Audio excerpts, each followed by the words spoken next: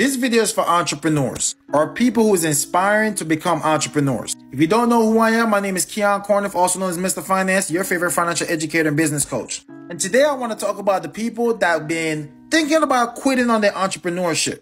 You probably talked to somebody, you probably got someone's advice or their opinion, and you may be thinking of quitting on your business.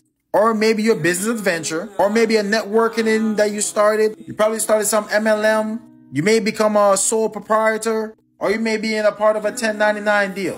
Whatever it is, you started a business venture where you wanted to become the boss. And then because someone's opinion, or maybe a few setbacks, or whatever it is, you're just ready to quit. Now, before you do that, let me ask you a few questions. At your job, when you quit your job, what happens? Stop getting paid? You may not be able to pay your bills, may not be able to feed yourself. All these things happen, right? But when you quit a job, everybody yells at you. Why would you quit that job? That is so irresponsible. How dare you get rid of your good job? This is what takes care of you. Now let's think about that for a second. Everyone will shame you, criticize you, down talk you when you quit a job. But when you quit a business, yeah, that was just a scam anyway. Yeah, you know most people go in business and they fail anyway.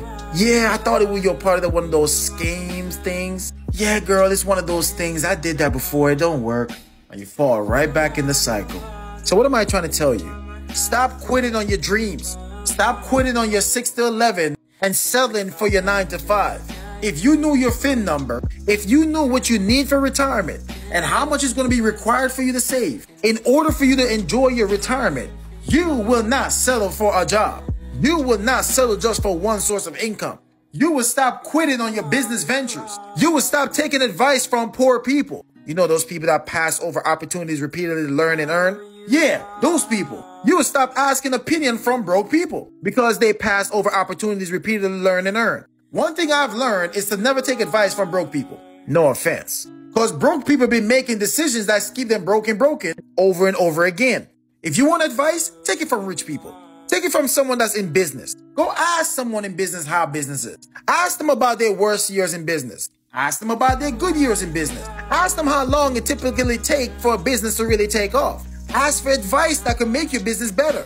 Go get a mentor. Be coachable. Be teachable. Be loyal to your business. Focus on where you are and not where you are. Don't pay attention to the obstacles that you're facing right now. These are setbacks that will set you up for a greater comeback. You never lose when you're in business. You really learn.